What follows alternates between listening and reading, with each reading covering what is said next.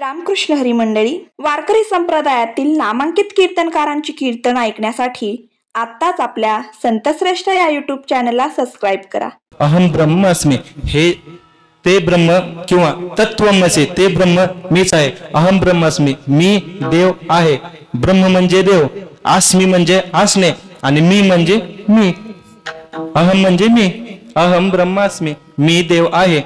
तत्वमसी, तत् म्हणजे ते, ब्रह्म म्हणजे तत्वम असे. तत्वमसी म्हणजे ते तू आहे. ते कोण? तर ते म्हणजे ब्रह्म. अशा पद्धतीने आता सुंदर ते ध्यान, ते ध्यान म्हणजे कोणतं? ते ब्रह्म. सुंदर ते ध्यान उभे विटेवरी. कोणतं ध्यान उभे विटेवरी? तर जे ब्रह्म आहे. पहिले कोटीचे नव्हते काही, चंद्र सूर्य तारा नाही, अवघे शून्याचे होते पाय. कानोबा ते रे ते, या ठिकाणी 3 वेळेस ते रे ते का म्हणत आहे? तर याचं कारण असं आहे, सत्य तू विठ्ठला. ब्रह्म हे भूतकाळामध्ये होतं, ब्रह्म हे वर्तमान काळामध्ये आहे आणि ब्रह्म हे भविष्य काळामध्ये राहणारच. अशा पद्धतीने सुंदर ते ध्यान. म्हणून महाराज म्हणतात की देवाच्या द्वारे उपाक्षण बरे. असं महाराज आपण कधीतरी त्याच्या अर्थाकडे लक्ष दिलं पाहिजे. हो नसतं, नाहीतर प्रेमाविना भजन, नाकाविना मोती आणि अर्थाविना पोते वाचून काय उपयोग आहे महाराज त्याचा? जन्म करायला जातात महाराज. अशा टपुऱ्या माळी घालतात लोक, भले मोठे ग्रंथ पाठ करतात, काही जणांच्या गाथा पाठ असतो. आपण त्याला नाव ठेवत नाही, पण वस्तुस्थिती मांडतो मी तुमच्या समोर. गाताच्या गाथा पाठ करतात महाराज, पण मनातला द्वेषभाव जात नाही. हो, आपल्या सख्या भावाचं चांगलं झालेलं बरं वाटत नाही. असे महाराज, मग यांचा काय उपयोग आहे महाराज कितीतरी ग्रंथ पाठ करून? तर सांगायचा मतीचा अर्थ असा की आपण हरिपाठाकडे लक्ष दिलं पाहिजे. हरिपाठाच्या अर्थाकडे आपली पाठ न करता आपण हरिपाठाला शरण गेलं पाहिजे. तुम्ही युट्यूबला टाका ना. पूर्वी अवघड होतं, कोणत्या महाराजांना जावा विचारा. आता तसं नाही ना. आता किती सोपं आहे, डायरेक्ट युट्यूबला टाकायचं, देवाचे द्वारे उपाक्षण भारी अर्थ. लगेच महाराज खूप मोठमोठ्या महात्म्यांचं येतो, ऐकायचं, मग ऐकायला भेटतं. आणि श्रवण भक्ती सगळ्यात मोठी श्रेष्ठ भक्ती. अशा पद्धतीने आपण जाणे या शब्दाचा अर्थ पाहत होतो. जाण कोणाला म्हणायचं? तर हरिपाठाचा दुसरा अभंग, चहुवेदी जाण साहे शास्त्री कारण 18 पुराणे हरिसी गाते. या ठिकाणी ज्ञानोबराने जाण हा शब्द वापरलाय. कोणता वापरलाय? जाण. चहुवेदी जाण साहे शास्त्री कारण 18 पुराणे हरिशी गाते. आता 18 पुराणे हरिशी गाते, गाते म्हणजे भगवंताचं नामस्मरण करतात. कसं? चहुवेदाने कसं नामस्मरण केलं? तर ते अहम ब्रह्मास्मी याचा बोध 4 वेदांनी सगळ्यांना दिला महाराज. कसा? तर जे भगवंताचं नामस्मरण आहे ते तुम्ही नामस्मरण करा. त्याच्यानं काय होईल? तर तुम्ही देव आहे याची अनुभूती तुम्हाला 100% येईल. बर, अजून 6 शास्त्रांनी काय सांगितलं? शास्त्रांनी पण तेच सांगितलं. शास्त्र म्हणजे काय? तर 18 पुराणे हरिसी गाते, भगवंताला गाणं, हेच 6 शास्त्राचं सार आहे. आणि 18 पुराणांनी काय सांगितलं? तर 18 पुराणांनी तेच सांगितलं की प्रत्येक पुराण जर पाहिलं आपण, 18 पुराण जर पाहिले तर प्रत्येक पुराणामध्ये भक्तांनी भगवंताचं हे नामस्मरणच केलेलं आहे. म्हणून ते सांगतात की 18 पुराणे हरिसी गाते. आणि आपण हा शब्द पाहत होतो की जाणणं म्हणजे ज्ञान करून घेणं. अगोदर भगवंताचं ज्ञान करून घेणं आणि भगवंताचं ज्ञान करून घेऊन मग त्याला जाणणं. कसं जाणणं? तर ज्ञान घेऊन गावा गोविंदोगा. मी ज्ञानी आहे हे बाजूला ठेवून जाणून नेन ते करी माझे मन तुझी प्रेम कोण देवनिया. मी जाणता म्हणजे कसं आहे?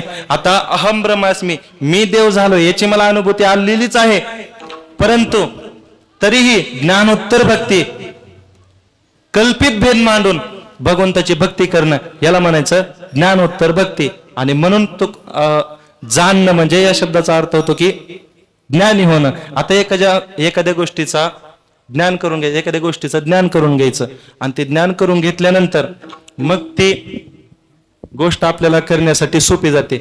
मग जाणे भक्तीचा जिव्हाळा. आता जाणे या शब्दाचे आपण 2 अर्थ केले. एक म्हणजे ओळखणं, दुसरं म्हणजे ज्ञान करून घेणं. त्याला आपण हरिपाठातलं प्रमाण पण दिलं, पण ते काय झालं? बऱ्याच जणांच्या डोक्यावरून गेलं महाराज ते. आता काय आहे माहितीये का, पहिल्यासारखं कीर्तनाचं राहिलं नाही महाराज. अद्वैत प्रकरण ना हे जवळजवळ कीर्तनातून संपुष्टातच आलेलं आहे. कधीतरी आळंदी पंढरपूर क्षेत्रामध्ये जावा, गुरुवर्य चैतन्य बाबांचं, गुरुवर्य चंद्रशेखर बाबांचं, गुरुवर्य जयवंत बाबांचं, अशा महात्म्या लोकांचं कीर्तन ऐका महाराज. काय ऐकता असं, काहीतरी उगाचच पोटासाठी संत झाले कलित बहुत, ते आपल्यातलंच सांगून आपल्यालाच लोबाडून चालले महाराज. जे सत्य आहे ते तुम्ही ऐका आणि तुमचा उद्धार करून घ्या. नाहीतर महाराज एवढा अट्टहास करायचा, एवढे पैसे खर्च करायचे, एकतर आपण सगळे मिडल क्लास लोक, सगळे गरीब परिस्थितीतले लोक, एवढ्या गरीब परिस्थितीमधून आपण सगळ्यांनी 1-1 रुपये जमा करायचे आणि एवढा मोठा वैभवशाली सप्ताह उभा करायचा आणि हा मनोरंजनासाठी घालवायचा. काय उपयोग आहे याचा? अजिबात उपयोग नाही महाराज. हा सप्ताह आपल्या सगळ्यांचा उद्धार करण्याचं साधन ठरला पाहिजे. काय ठरला पाहिजे? उद्धार करण्याचं साधन. उद्धार कशाने होतो? तर उद्धार भगवंताच्या भक्तीने होतो. आणि भगवंताची भक्ती कशी आहे ते आता आपण पाहणार आहोत. विठ्ठल विठ्ठल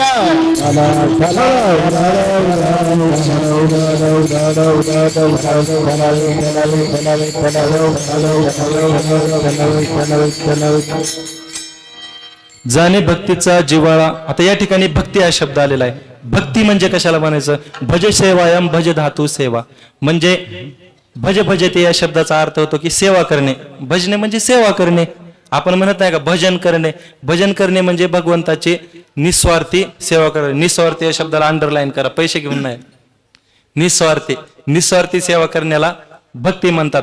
आणि स्वार्थानं सेवा करण्याला त्याला भक्ती नाहीत म्हणत, मला त्याला व्यवहार म्हणायचं. काय म्हणायचं? व्यवहार. मी तुम्हाला कीर्तन द्यायचं आणि त्याच्या मोबदल्यात तुम्ही मला काहीतरी द्यायचं, हा काय झाला? व्यवहार झाला. परंतु मी या ठिकाणी यायचं, निरपेक्ष भावनेने कीर्तन करून जायचं, त्याला काय म्हणायचं? सेवा म्हणायचं. तेच सेवा हा दारवंटा. अशा पद्धतीने आता भक्ती या शब्दाचा अर्थ काय? सेवा करणे किंवा भक्ती ते नमन वैराग्य तो त्याग ज्ञान ब्रह्मी भोग ब्रह्मतनु. भक्ती ते नमन, नमन म्हणजे सेवा. पांडुरंगा करू प्रथम नमन, दुसरे चरण संताच्या त्यांच्या कृपादाने कथेचा विस्तारू. बाबाजी सद्गुरु दास तुका त्यांच्या कृपादाने कथेचा विस्तार. कथेचा विस्तार करणं म्हणजेच भगवंताची सेवा करणं. विठ्ठल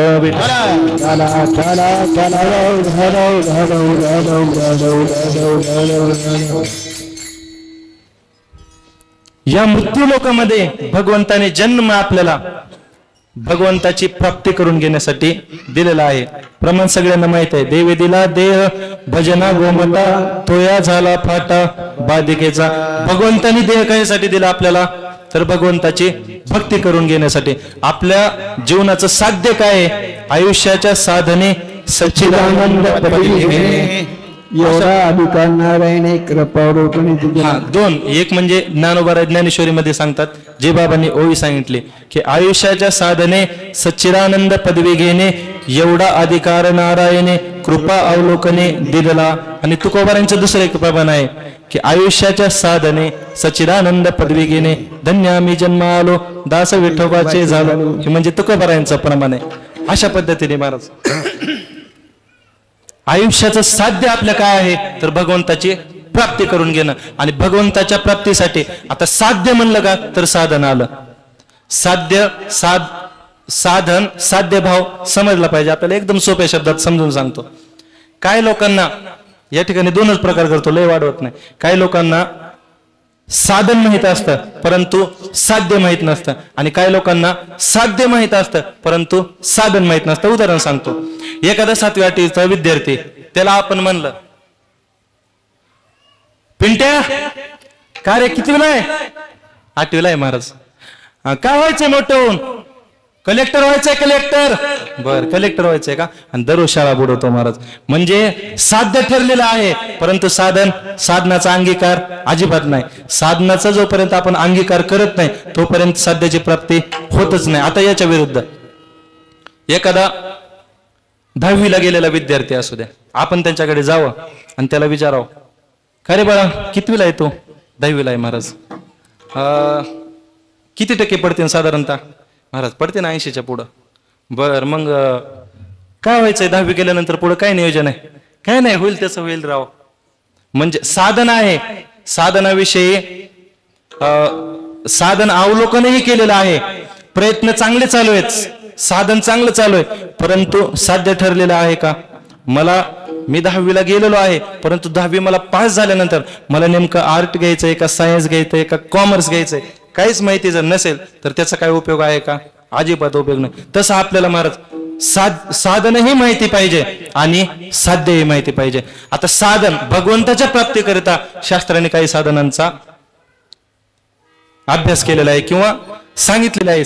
शास्त्राने काय साधन सांगितलेले आहेत, काय काय साधन, त्याच्यामधले मूळ 4 साधन तुम्हाला मी सांगतो. एक म्हणजे कर्म, दुसरं म्हणजे ज्ञान, तिसरं म्हणजे योग आणि चौथे म्हणजे भक्ती. अशा पद्धतीने शास्त्राने 4 अभ्यास आपल्याला सांगितलेला आहे. पहिलं म्हणजे कर्म, कर्माने भगवंताची प्राप्ती करता येते. दुसरं ज्ञान, ज्ञानाने भगवंत मिळवता येतो. तिसरं म्हणजे योग, योगाने भगवंत मिळवता येतो. आणि चौथं म्हणजे भक्तीने भगवंत मिळवता येतो. आता साधकांनी तुकोबारायांना प्रश्न केला. तुकोबाराय खरं आहे म्हणे की कर्म, ज्ञान, योग आणि भक्ती हे 4 साधन तुम्ही आमच्या समोर मांडलेले आहेत, परंतु आम्हाला असं कोणतं तरी साधन सांगा ना की जे सोपं आहे. तुका म्हणे साधन सुलभ गोमाते, तुका म्हणे साधन सुलभ गोमाते, तुका म्हणे साधन सुलभ गोमाते, तुका म्हणे साधन सुलभ गोमाते. हे परिउपादिते पूर्व पुण्य, परिउपादिते पूर्व पुण्य, मग राम नामे उपजे आवडे, मग राम नामे उपजे आवडे. हरि उपाधीचे पूर्व पुण्य, हरि उपाधीचे पूर्व पुण्य, मग राम नाम उपजे आवडी, हो मग राम नाम उपजे आवडे. तुका म्हणे साधन सुलभ गोमटे, परी उपतिष्ठे पूर्व पुण्य, पूर्व पुण्य. आपला मुद्दा चालला होता की तुकोबारायांना साधक म्हणले, आम्हाला सोपा मार्ग सांगा, सोपा मार्ग सांगा किंवा आम्हाला या 3 मार्गापेक्षा चांगला मार्ग सांगा. आता पहिला मार्ग कोणता आहे? कर्म आहे. कर्म महाराज करायला खूप असणारं कठीण आहे. कठीण म्हणजे अवघड आहे, किचकट आहे. कसं तर कर्म मार्ग म्हणजे कोणता? तर जप वगैरे. आता समजा यज्ञ याग क्रिया हे करतात ना, याला कर्मशास्त्र म्हणायचं महाराज. किंवा पारियाचा रवा घेता भूमीवरी, यज्ञ परंपरी साधन तैसे. आता ती पारियाचा रवा घेता भूमीवरी, यज्ञ परंपरी साधन. पारियाचा रवा हा आकाशातला एक धातू आहे आणि तो धातू महाराज आपल्या हातावरती घ्यायचा, घेता भूमीवरी आणि यज्ञ परोपरी साधन तैसे. असे महाराज भयंकर त्याच्यामध्ये अनेक साधन आहेत. त्याच्यामुळे ते खूप अवघड असणारं साधन आहे. कर्म कसं आहे? अवघड आहे आणि त्याला महाराज काळाचं वेळेचं बंधन आहे. आता आपण जर ठरवलं आपल्या गावकऱ्यांनी आपल्याला यज्ञ करायचा तर लगेच आपण यज्ञ करू शकतो का? ह्याच मिनिटाला यज्ञ करू शकतो का? अजिबात नाही महाराज. त्याचं काहीतरी नियोजन करावं लागेल, हे का नाही? बरोबर आहे का नाही? त्याचं सगळं सिधा सामुग्री गोळा करावी लागेल, त्याला काय काय साधन लागतं ते. परंतु महाराज नाम संकीर्तन भक्ती किती सोपे. काळ वेळ नाम उच्चारिता नाही, दोन्ही पक्षपायी उद्धरती. याला काळाचं बंधन नाही, वेळेचं बंधन नाही आणि कशाचंच बंधन नाही महाराज.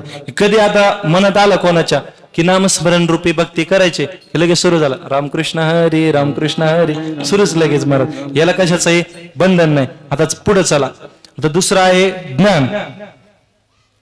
ज्ञानाने भगवंताची प्राप्ती होते, परंतु महाराज ज्ञान हे खूप कठीण आहे. खूप कठीण म्हणजे कसं तर पाहे पा लोहाचे चणे आणि जरी बोचऱ्या पडते खाणे. म्हणजे लोहाचे चणे म्हणजे लोखंडाचे चणे. बोचऱ्या जर माणसाला जर खायला जर दिले महाराज तर खाता येतील का? बरं ठीक आहे, मी जर तुमच्या जवळ जर आलो आणि तुम्हाला जर म्हणलंय जेवढे मी पाव किलो छेरे आणलेले आहेत लोखंडाचे आणि एवढे तुम्ही खाता का? तुम्हाला 1000 रुपये देतो मी, खाचाल का हो तुम्ही? फक्त 8 एकच चावून खायचे. शक्य आहे का? महाराज एखादा गिळून टाकेल की 1000 रुपये भेटायलेत म्हणल्यानंतर, पण चावून खाणं शक्य आहे का? जसं लोखंडाचे चणे खाणं सोपं नाही, तसं ज्ञान हे ज्ञान प्राप्त करून भगवंताची प्राप्ती करणं हेही सोपं नाही महाराज. कारण ज्ञानामध्ये एक दोष आहे. थोडस धाडसपूर्वक बोलतो, कारण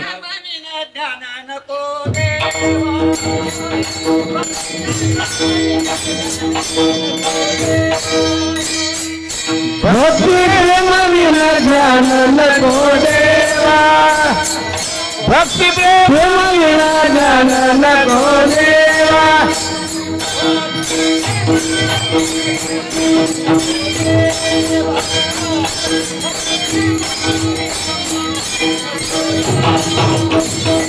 भक्ती प्रेम विना ज्ञान नको देवा, भक्ती प्रेम विना ज्ञान नको देवा. अनुभव नित्यनावा दया माझी अभिमान के नवा दया मागे, प्रेम सुख देई प्रेम सुख देई, प्रेम सुख देई प्रेम सुख देई. अभिमान नित्य नवा दया माझी दया माझी, प्रेम सुख देई प्रेम सुख देई, प्रेम सुख देई प्रेम.